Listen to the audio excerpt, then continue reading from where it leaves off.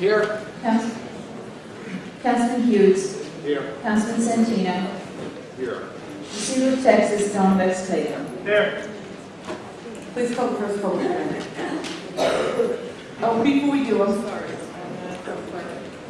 We have Marie Giordano. She's a student studying political science, I believe, at Malloy College. Marie, are you here? All right, welcome. Welcome to Town Hall. Okay, forgive me, Town Clerk. Please go forward. Petition of Commissioner of Buildings to demolish and remove a one-half-story, one-family dwelling and remove all litter and debris from property in Bristol. We have Mr. Wilderness. Please come forward.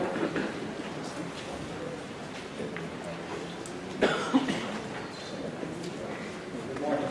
Good morning. My office represents Wells Fargo Bank. Okay, you can say your name and address for the record, please. Thank you. Sure. David Wilderness, constantly becoming tax 40 Marcus Drive, Suite 200, Melville, New York 11747. Thank you. Please proceed. Okay. We represent Wells Fargo. Wells Fargo is the holder of a mortgage that encumbers the property. We recently started a foreclosure action on September 10th. We're in the process of serving the mortgage works. It's come to our understanding that the building is in a state of disrepair, and we would like to work with the town and take measures, or we believe we will take measures to repair it and hire our own contractor, which would reduce the cost on the town and it would reduce the cost of the taxpayers. Well, there's no cost to the taxpayers. It's a surcharge. The taxpayers don't pay a penny. Let's just be very clear for the record on that. A lien is put on the property for all actions taken by the town board. Just want to make that clear, and also want to make clear for the record, since we have two addresses. You are referring to the Roosevelt property at the corner of Stevens and Brook Avenue. 100 Stevens Street. Thank you. Just want to make sure it has just two different addresses that are being considered today. Okay, well, Mr. Commissioner Brockhamp, would you care to speak on the property? Yes, good morning, Supervisor, members of the town board. Good morning. We received a call about a fire at this property in November 2014. So the property has been vacant since that time. And it's my recommendation to the town board to move forward with the hearing. We'll give them some time to handle it, and if they don't, then each way they'll have to proceed. Okay, so we, just tell me and refresh the board's recollection, Commissioner Brockhamp. We are pursuing a demolition, you are pursuing a demolition order today based on an engineer's report? Yes, Supervisor, an engineer's report that said that the structure was damaged in excess of 33 to 30%. All right, and do you, in your opinion, as the building commissioner, is this a danger to the public? Yes, it is, Supervisor, and that's why we're moving forward with this thing. All right, Mr. Wilkman, what do you propose with regard to this property in the immediate future? Well, it's just come to our attention, so we're taking measures to go assess what's been done. We definitely want to work with the town. We'd ask to have the matter maybe adjourned to the next hearing date, so we have time to see what exactly the lenders can do. And I believe this will be much more cost effective than having the town go in and demolish it. Well, what we could do, and what we have done in the past, obviously it's up to my colleagues on the board as well, but what we have done in the past, Mr. Wilkman, and you certainly are not the first attorney to be hired at a late date on a piece of property that is up before the town board for consideration of demolition. What we have done in the past, because of course our first concern and our first responsibility is to the health, welfare, and safety of the public around this piece of property, is to enter an order of demolition, but wanting to work with, now that there's an identifiable law firm, a mortgagor, We would love to work with you. If it could all be done privately, obviously, that would be best for all concerned. But we are concerned about the immediate safety of the residents in the particular neighborhood. And so, as I said, in the past, we have entered an order of demolition, but then we work with you, we give you time to bring in your engineer, we secure the property. But we certainly work with the bank, whoever it might be, in question, to achieve a resolution that's satisfactory to all. What is the time frame that the town would actually go in and demolish it if you review the order today? Normally, we take about 30 days to schedule the demolition. Is there any way we can have a little bit more time, say 45 or 60 days before any action is taken? Well, that's where we, always have worked with private individuals, companies, law firms in the past. That can be a conversation with, this is Commissioner John Rodkamp from the Building Department, Ray Schwartz, one of our inspectors, and that could certainly be, I believe, worked out. The Commissioner is indicating that we could come to something that would be satisfactory and workable for you and your firm as well. Okay, I just want assurances that nothing's going to happen within the next 45 days. Well, I was answering that question. Basically, when we do this with law firms, it really depends on you. If we don't hear from you in 30 days, then we're taking you down. If you're in contact with us and you're showing us that you're moving forward, then we'll work. So as simple as that, and we, sadly enough, we've had demolitions in the past, and that's what we do. Okay, so it's on the record that no action will be taken for at least 30 days? Commissioner, can you live with that? Yes. Okay. Then it's on the record. Okay, thank you. Okay. All right, thank you. I don't have any other, let me make sure. I don't believe I have any other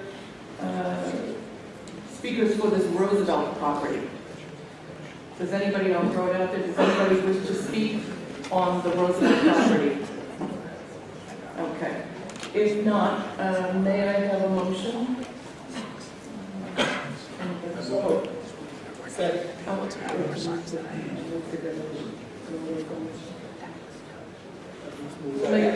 move that the public hearing be closed and the item be adopted. Second.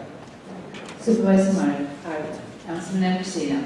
Councilman Blakeman. Aye. Councilman Hughes. Okay, Mr. Wildermuth, just so you're clear, you went out very quickly. An order of demolition has been entered by a majority of the board, but certainly, I hope you left your information with Commissioner Rodkamp, and you can speak and move forward. Okay. All right, thank you. Please call the next. Petition of Commissioner of Buildings to demolish and remove a one-story, one-family dwelling and remove all litter and debris from property in Seaford. Janet, is it Essegot? Good morning. If you could share your name and address for the record, please. Thank you. Janet Eshegon, I'm attorney in the law firm of Mahoney and Lambert and Peralta. Please. This is the application for very similar terms. This is a foreclosure matter that went to sale on August 11th. My client came back from bank, let's just say, and they need time to review the property. They certainly don't want to demolish. So I would ask for similar terms. As far as I understand, I would enter an order of demolition, but I would actually engage to rent that and make sure that we get the property remediated so it's easy to save the consent. Commissioner, can you live with those terms? Yes, it was absolutely. Okay. All right. I also have, thank you, Ms. Eshegot. I have a Douglas Rotary. Good morning, sir. Good morning. I'm in favor of demolishing the house. Oh, okay. I've been living next door to this for at least 3 years. Okay. Could you come forward? We just want to make sure that you're part of the record. If you could share your name and address for the record. And certainly, there is a small time frame. I believe, if I want to predict, the votes of my colleagues, but we probably will enter another demolition order so that if Ms. Asher-Goffin, we don't dispute her good faith representations today, but if the firm doesn't act within 30 days, we will have the order entered today. Again, I'm predicting my colleagues' vote, but this way we can move forward very expeditiously if nothing occurs. Is that okay with you? All right, and again, could you just share your name and address for the record? Douglas Rover, 3564, Clover Place. Okay, thank you, Mr. Roberts, for joining us. All right, thank you, Ms. Asher-Goffin. We look forward to working with you on that. May I have a motion? I move that the public hearing be closed and the petition be. Second. Supervisor Murray. Aye. Councilman Anderson. Aye. Councilman Blakeman. Aye. Councilman Hughes. Aye. Councilman Santino. Aye. Please call the next public hearing. Proposed local law regarding regulations and restrictions to limit parking in Baldwin, Belmore, Belrose Terrace, East Meadow, Hewlett, Lido Beach, Merrick, Oceanside, Seaford, South Hempstead, and West Hempstead. Does anybody wish to be heard on this matter? May I have a motion? Yes, Supervisor, I move that the public hearing be closed and the proposed local law be adopted. Second. Supervisor Murray. Aye. Councilman Agostino. Aye. Councilman Blakeman. Aye. Councilman Hughes. Aye. Councilman Santino. Aye. Please call the next public hearing. Proposed local law regarding parking or standing prohibitions in Baldwin, Belmore, Elmont, Franklin Square, Merrick, Oceanside, Roosevelt, Seaford, Uniondale, Wantagh, and West Hempstead. Does anybody wish to be heard on this matter? May I have a motion? Move the public hearing be closed, the proposed local law adopted. Second. Supervisor Murray. Aye. Councilman Agostino. Councilman Blakeman. Aye. Councilman Hughes. Aye. Councilman Santino. Please call the next public hearing. Proposed local law regarding arterial stops in Elmont, Levittown, Merrick, North Belmore, Oceanside, Seaford, West Hempstead, and Woodmere. We have George Saba. Good morning, sir. Good morning. See, if you could share your name and address. George Sullivan, 91 Sherman Avenue, New York. I understand that hopefully this will be adopted specifically for women who get 10 children between the ages of 3 and 10 that live on the property. I just wonder if they can work with addressing this. Okay, thank you, Mr. Simon. Does anybody else wish to be heard? May I have a motion? I move the public hearing be closed and the proposed law adopted. Second. Supervisor Murray. Aye. Councilman Agostino. Aye. Councilman Blakeman. Aye. Councilman Hughes. Aye. Councilman Santino. All right, it was passed anonymously, unanimously, not anonymously, but unanimously, very proudly, as a matter of fact. So that sign will go up. All right, please call the next public hearing. Proposed local law regarding traffic regulations in the vicinity of schools in Seaford. Does anybody wish to be heard on this matter? May I have a motion? Move that the public hearing be closed and the proposed local law adopted. Second. Supervisor Murray. Aye. Councilman Agostino. Aye. Councilman Blakeman. Aye. Councilman Hughes. Aye. Councilman Santino. Aye. Please call the next public hearing. Proposed local law regarding U-turn prohibited in Seaford. Does anybody wish to be heard on this matter? May I have a motion? Move the public hearing be closed and the proposed local law adopted. Second. Supervisor Murray. Aye. Councilman Anderson. Councilman Blakeman. Aye. Councilman Hughes. Aye. Councilman Santino. Aye. Please call the next public hearing. Proposed handicap parking on public streets in Atlantic Beach, Elmont, Levittown, and Uniondale. Does anybody wish to be heard on this matter? May I have a motion? Move the public hearing be closed and the proposed local law adopted. Second. Supervisor Murray. Aye. Councilman Anderson. Councilman Blakeman. Aye. Councilman Hughes. Aye. Councilman Santino. Please call the next public hearing. Proposed revised public parking field maps in Belmore. Is that Oceanside and Wantagh? Sorry, Oceanside and one. Thank you. Does anybody wish to be heard on the matter? May I have a motion? Yes, Supervisor, I move that the public hearing be closed and the proposed revised public parking field map be adopted. Second. Supervisor Murray. Aye. Councilman Anderson. Aye. Councilman Blakeman. Aye. Councilman Hughes. Aye. Councilman Santino. Please call the administrative calendar. Administrative calendar with items from 1 to 3:15. Does anybody wish to sever any meetings? If not, may I have a motion? Yes, Madam Supervisor, I will move the administrative calendar in its entirety. Okay. A second? Thank you. Ms. Alice Smith? Did you wish to speak?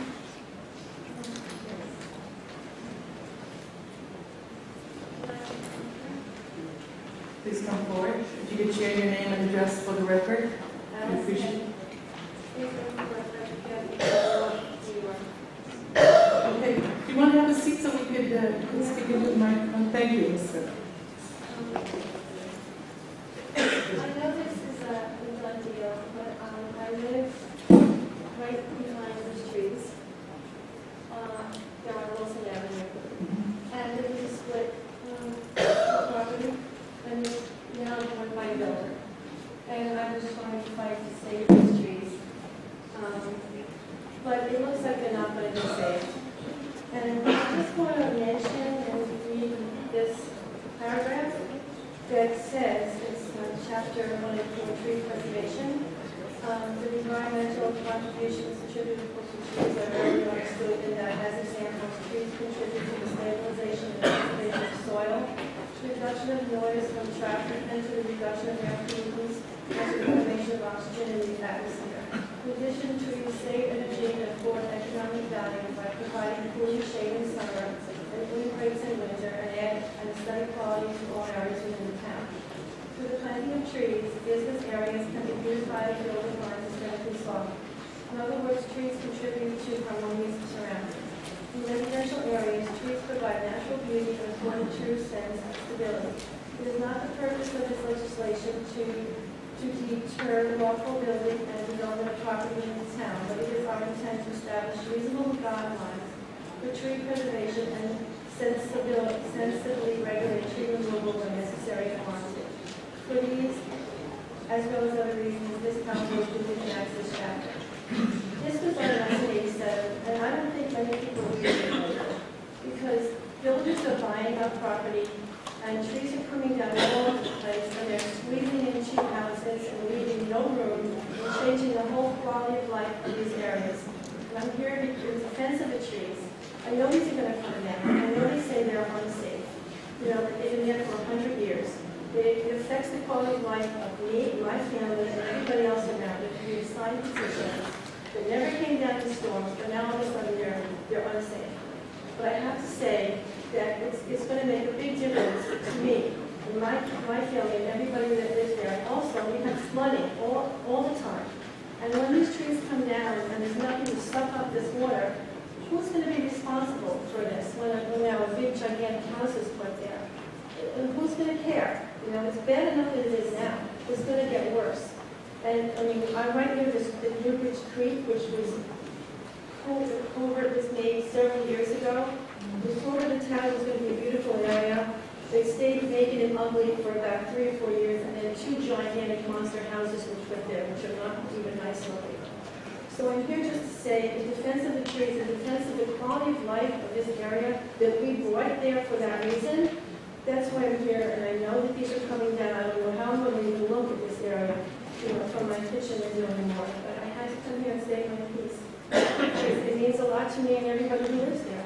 All right, we appreciate that. Commissioner Rotkin, your department generated the report, the tree preservation report? Yes, Supervisor. We received a report from a landscape architect as well as an arborist, basically stating that these trees had issues and needed to be removed.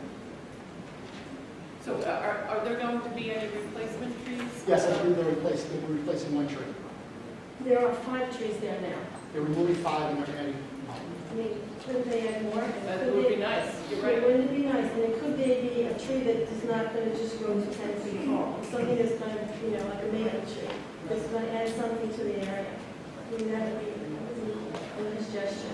Yeah, if that's a compromised tree, you know, that is terribly sad. But you know, at least as an alternative, it would be nice if the builder would commit to more to more trees, so that, and obviously to replace a big, beautiful old tree, it's going to be a while, obviously with the smaller, younger trees. But it would be nice if the builder would step forward and step up to the plate and plant more than one tree. Commissioner, can we reach out to the developer? Absolutely, Supervisor. We'll give them a call and see if we can have them add. It would be, again, I don't want to speak for my colleagues, but I know they all love trees, and I know what, we all appreciate the beauty that trees bring to our neighborhoods, and the health effects of trees. It would be nice. I think it would be very appropriate for the building developer to do the right thing and figure out how they can plant more trees. Absolutely. And would you get back to us on that? I will. Can we get back to you as well, Ms. Smith? And Supervisor, if there is a problem with placing the trees where he's developing and there's not enough room, maybe he would donate trees to his neighbor, plant on her property. That would be nice. In the neighborhood, right, Yeah. exactly. Um, Exactly, in the neighborhood. I'd also like to mention the town's, my time is up. It's all right, finish your thought. The town parks trees are not in good shape either, and I'm here to just mention, could that be something that you look at? Because they don't seem to be in good shape, a lot of the trees in the parks in the towns. Is there a particular, I know we do inspections, is there a particular, are you talking about New Bridge Road Park or a particular park? Yeah, but a lot of the town parks, they don't seem to do much with the trees. Well, we do have a pruning program, but if you had a specific issue or a specific site. No, just for the health of the trees in general. Mhm. But- All right, Ms. Smith, thanks for coming down. Thanks for bringing this to the board's attention, and you'll get back to us, Commissioner, Yes, absolutely. and we'll let you know, Ms. Smith. All right, thank you.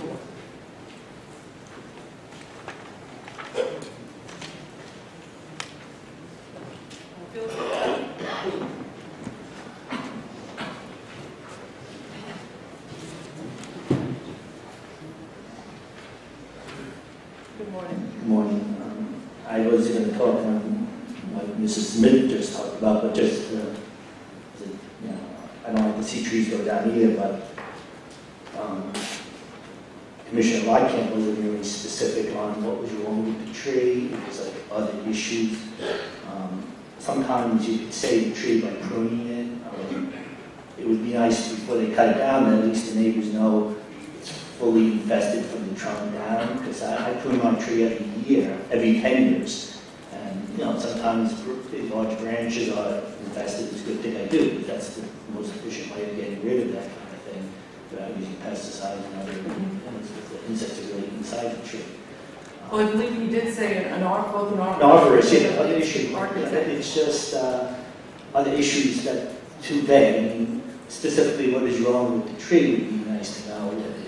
Roots damage, insect infestation, or something that would Commissioner? give residents some comfort that it's been taken down for good reason. Commissioner Atkins? Yes, Supervisor. In reference to the 5 specific trees, the first tree has major crown damage, top is gone, and is decaying from the top down. The second tree has 2 major nest holes and particularly hollow trunk along the excessive dead wood. Number 3 has codominant trunks and includes flaw, creating a high risk of failure. There are also 5 nest holes and evidence of hollow limbs. Its root system is too close to the proposed construction. Number 4, the construction footprint has several high-risk defects as well. And number 5 is in the construction footprint and already, although healthy, has an invasive species banned for sale in Nassau and Suffolk County. Okay. That should be part of the, details of the calendar, so people will know why it's being done. Thank you. I have one item, case number 7, the employees. There's a Mr. George Petrie being appointed to a non-tested position. I would like to know if he's related to Cheryl Petrie. I believe he is. Yes. Once again, these jobs, we've received 23 mailings this year. Not one of them speak about employment opportunities for the town. I think it's a unfair that the residents in general don't get an opportunity to compete for these jobs, and they're kind of divvied out to, relatives of town officials, town employees. It's not really a fair system. People feel government is rigged against them, and this just, codifies that, when things like this happen. Thank you.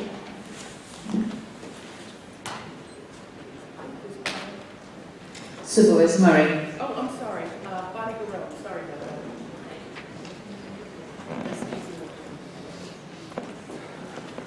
Sorry about that. Thank you. Good morning. Good morning. My name is Bonnie Guerrero. I live in Rockville Center. And I have a few questions about contracts that are on the calendar today. At the last session, I had asked some questions about case 22356, which was a contract for all weather temperature control, because the resolution appeared to indicate that only one proposal was received, and I was curious about why.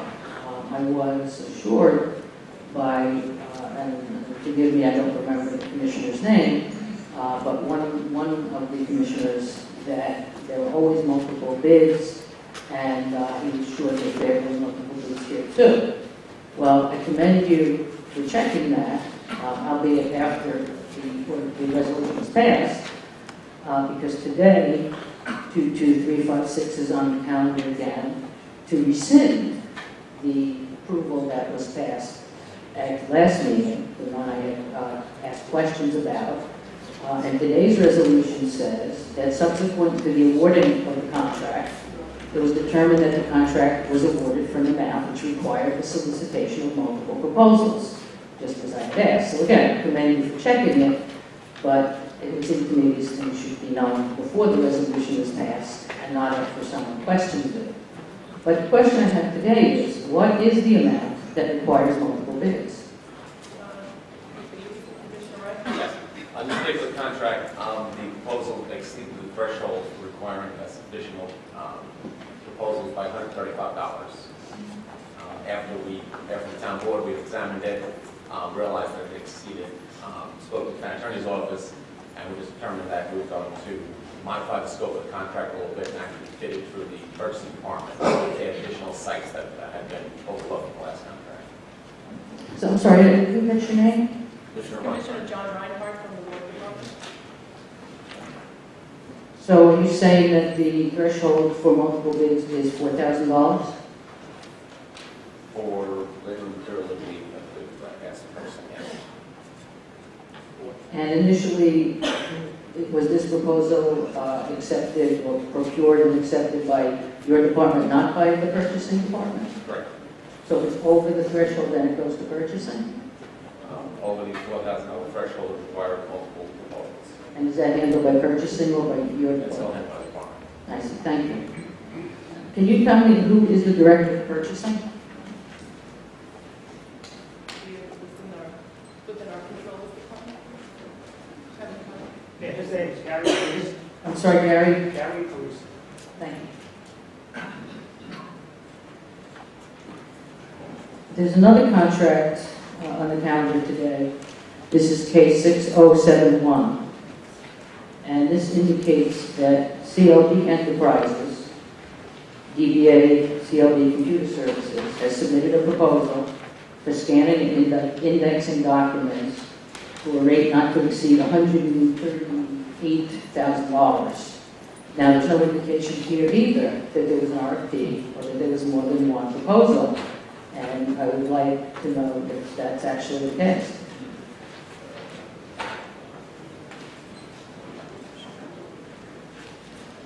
Commissioner Prince? There was no bid, it was just paid, there was no other bidders. I'm sorry, I didn't catch your name? Commissioner Prince, P-R-I-M-L. Oh, Frank. From Information and Technology. I see. So for $138,000 matter, why would there not be an RFP and more than one proposal?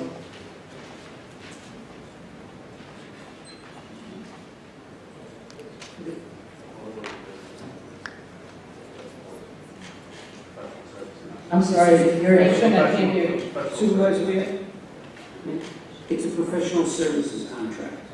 And you don't RFP professional services contracts? I don't know on this particular case, but it's within the purview of the department, especially when we're talking about computer services. The department may have decided that this was the company that was most qualified to handle this.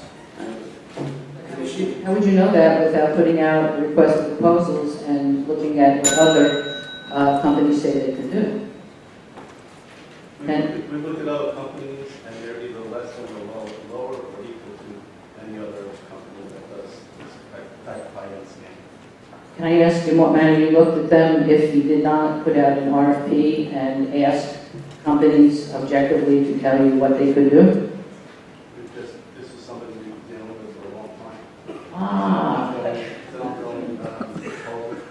I see. Mr. Rowe, I think the short answer is it's a professional services contract and no bids were required. I think that's... Wait, can you tell me where the rules are for these matters? In other words, I asked what the threshold was and someone told me New York State law.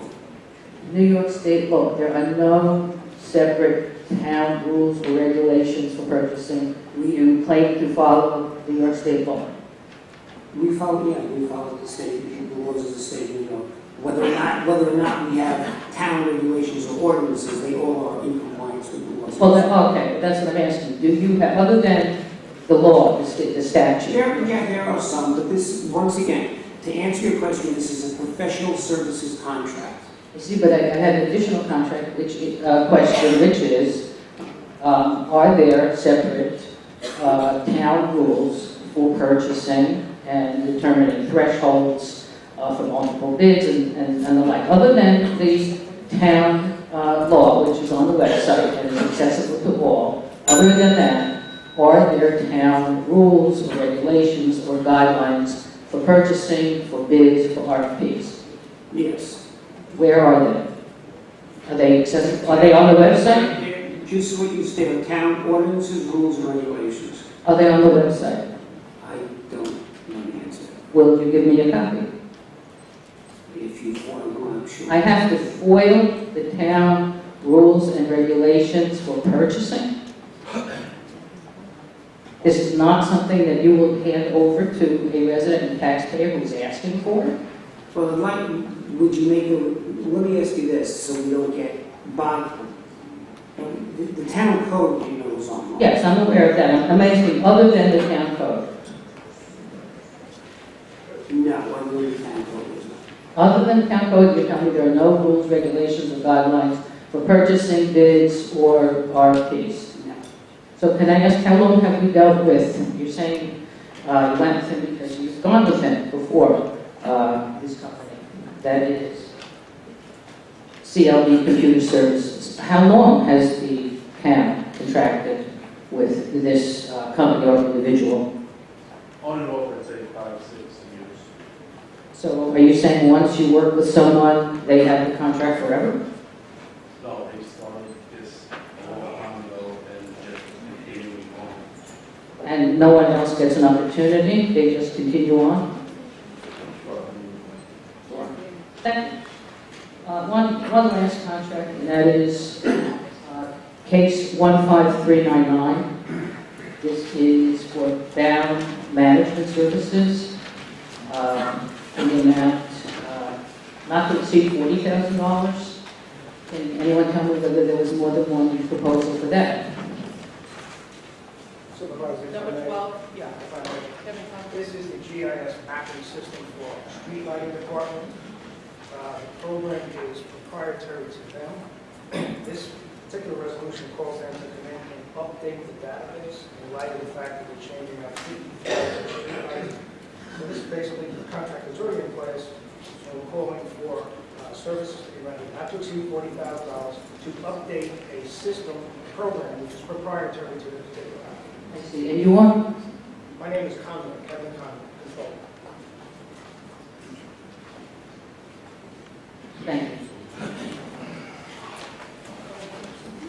Supervisor Murray. Councilman Emerson, Councilman Blakeman, Councilman Hughes, Councilman Santino. Move we adjourn, Supervisor. Second. Supervisor Murray, Councilman Emerson, Councilman Blakeman, Aye. Councilman Hughes, Councilman Santino. The formal portion of the meeting is over. Miscellaneous report, Mr. Procacci.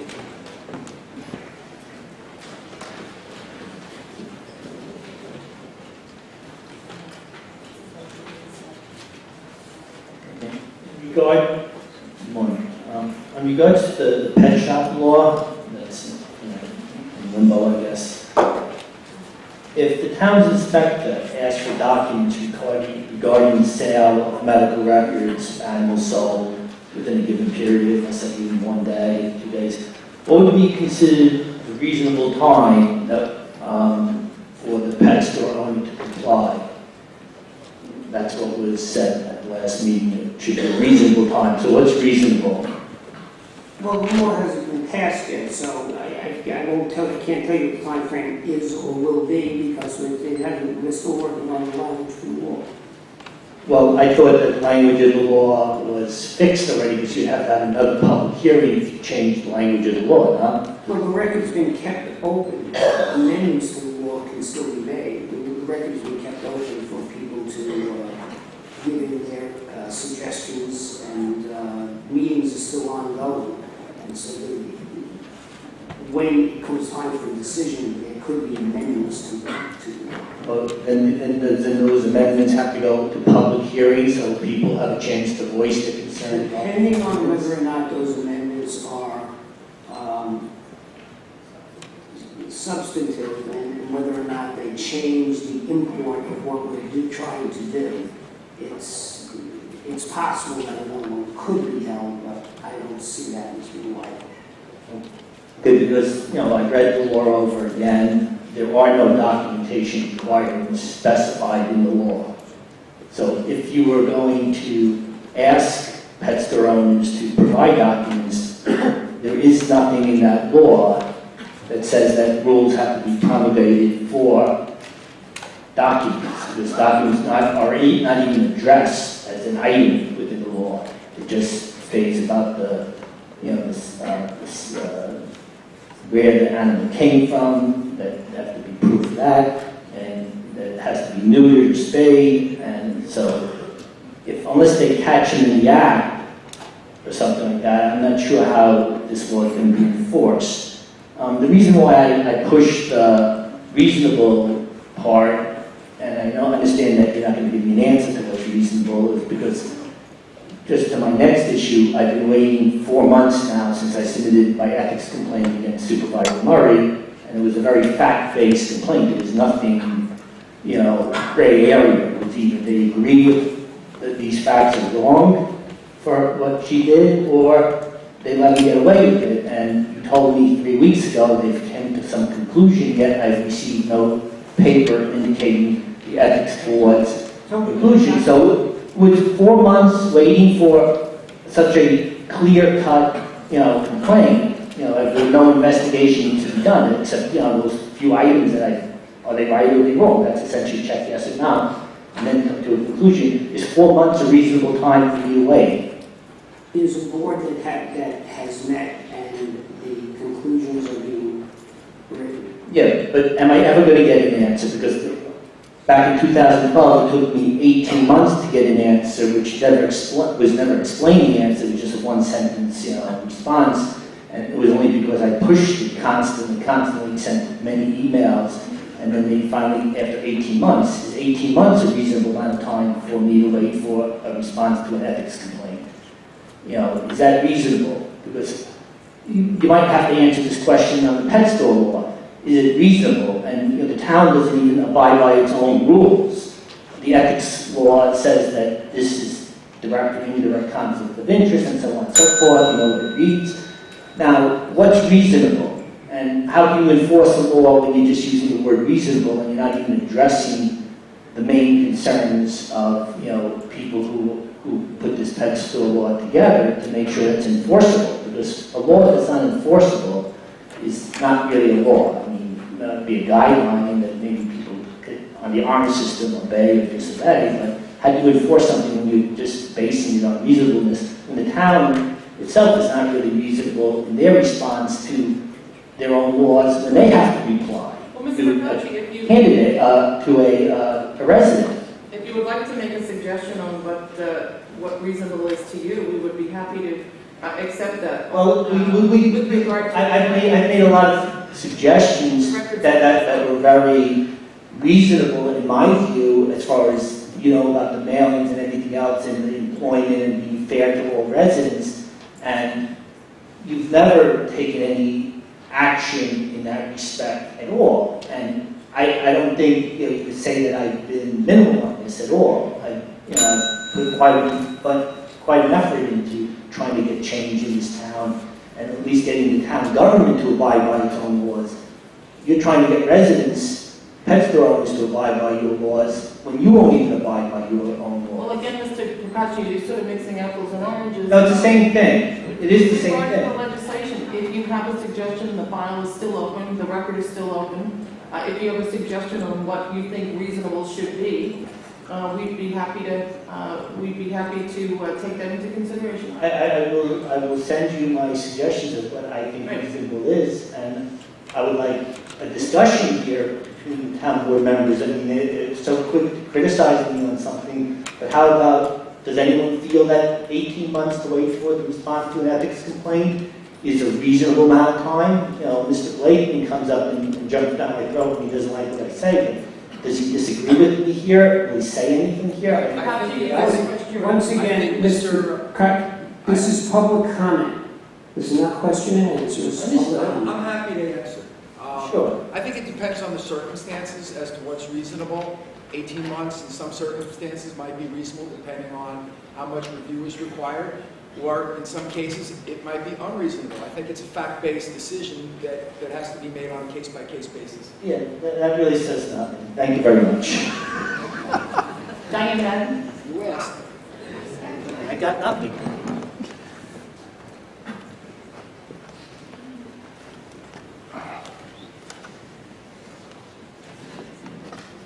Good morning. Good morning.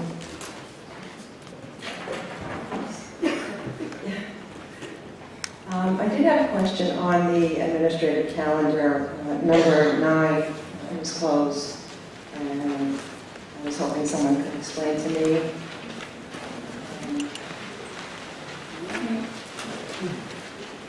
What that means. Did you say what number? I'm sorry. Number 9. Oh, sorry.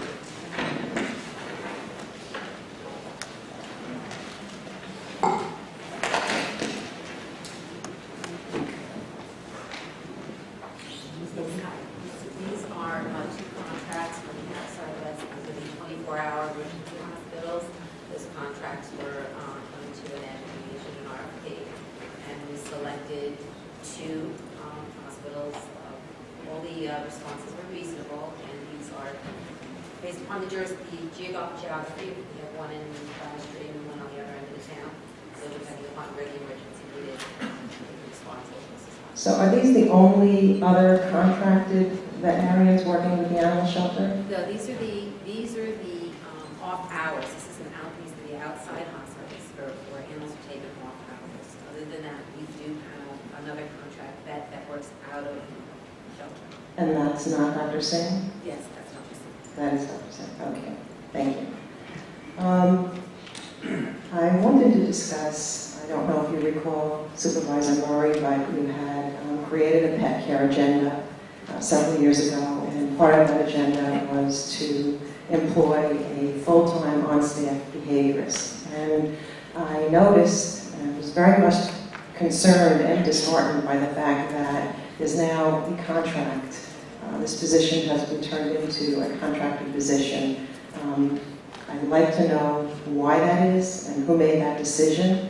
I do know that someone tested for the behaviorist position who is more than qualified, but she was not hired, and now there's a contract that's out. I also found out that there was just maybe a 2-week period of time where a trainer, not knowing where to look, would have to find that contract advertised. The 3 that I know of that reached out to say they would love an opportunity and are qualified for the job missed that very short deadline. One of them also went to Michael Pastore personally to express her interest in the job, and he directed her elsewhere, not specifically to that listing. So again, I'd like to know why this position is now contracted and who made that decision. We opted to put out an RFP for the services because Yeah, can you speak louder, please? This is quite important. the examination that held only produced one potential candidate. Decision was made not to select off the list as it's statutorily insufficient. We did an RFP to further attract others until there was another exam held and a possible wider pool.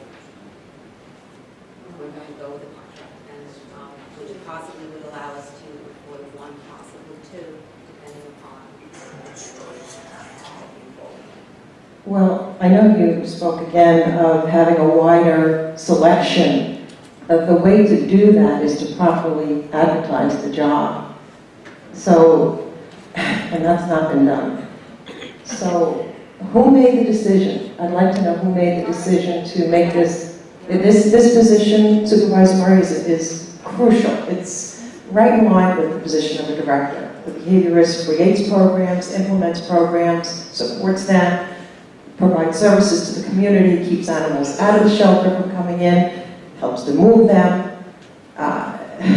This is not something that should be contracted, and we were really pleased when you did have a full-time position. So again, it's important to know how this came about and why this position is not out there so that people that are interested and qualified are able to apply. I understand that's your opinion, and there's only one opinion. And in fact, we've had prior trainers on a contract basis that worked out very well. Laura Garber being one of them. Laura Garber left and was bullied out before she could take the test. That's besides the point. And it's not just my opinion. Excuse me? Anybody can sign up for a civil service test. Right, but now at this point, what's being said is that test has to come out again, and there's going to be a contracted position. So is this contracted position, well, let me ask you this, is it a full-time contracted position? And how do I see that? The candidates were required to be able to commit a minimum of 20 hours a week. We've left it open in that we can negotiate that. We could, depending upon the candidates, opt to have more than one. And that's all in flux. The candidates were being interviewed. There may be one interview yet to take place. And then determinations will be made. There's flexibility.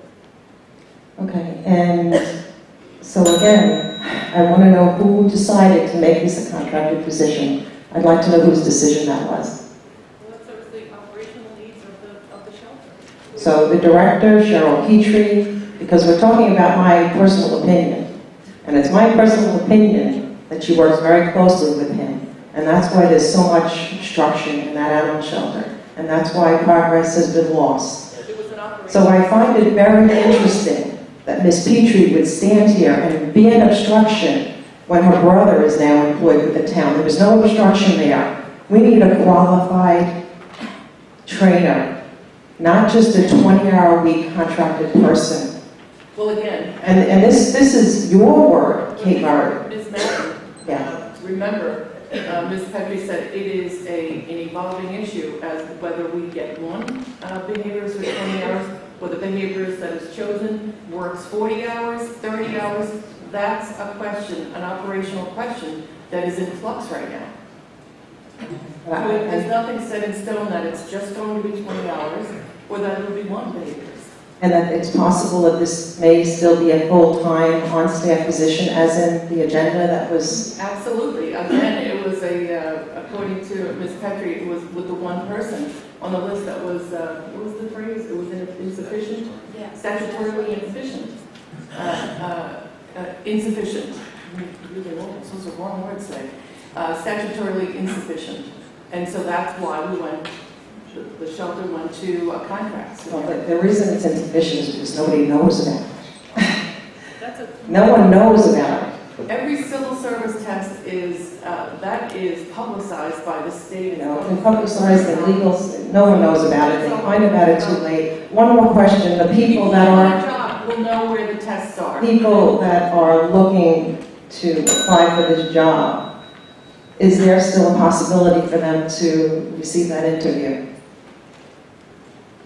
The RFP, very close. So the answer, by Ms. Petrie, is no. That qualified people can no longer apply.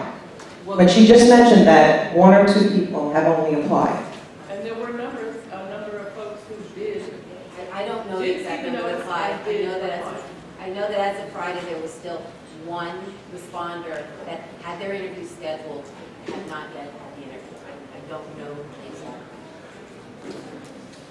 Okay, how do I take a look at what that contract looks like? How do I see that contract? That contract would have to come before the board for approval. Okay, thank you. How about we do everybody? Boy. You realize what they said. They don't enforce their own rules, and they're going to enforce. That's very important, very significant when you look at legislation.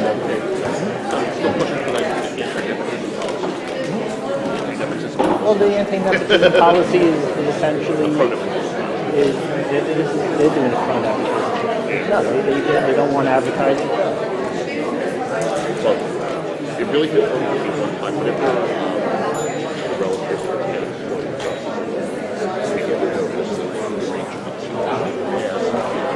they always listen to the person's relationship with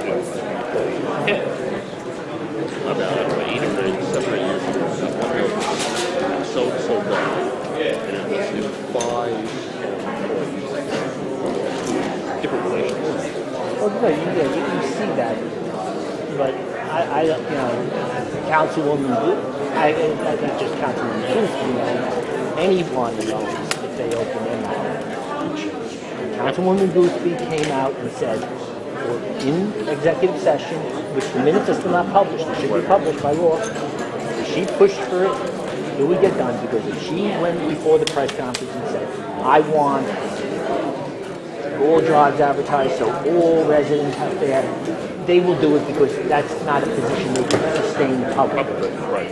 I'm looking for those issues because that's the way you fix government. If you're going to fix these little dust here, little dust there, and little waste here, you're not going to fix nothing. Because you're just like stomping on ants instead of cleaning up their nests, or even trying to kill them one at a time. The way you do it is by good, smart policy, and the people will fix the system. And the reason why the people can't fix the system is they don't know what's happening. I don't know why, when I first, before I got here, months before, 5 years, months before, I studied all their biographies. I thought Councilwoman Boothby, I never said it, I always had that speech ready, I never delivered it. I thought she would be the one, if there was going to be anyone to speak up, because she knew what's like to be segregated. She knows the horror of segregation. Segregation doesn't just happen by race, it happens by other means. And I thought she would be the most sympathetic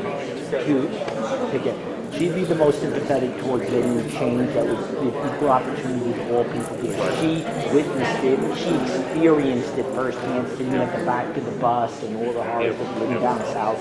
And that segregation, you were free, but you were not quite equal. And I didn't bring it up today, but I wanted to, I'm not sure, but the 1957 Civil Rights Act, you can make the connection between this and a lot of laws that passed. It was toothless.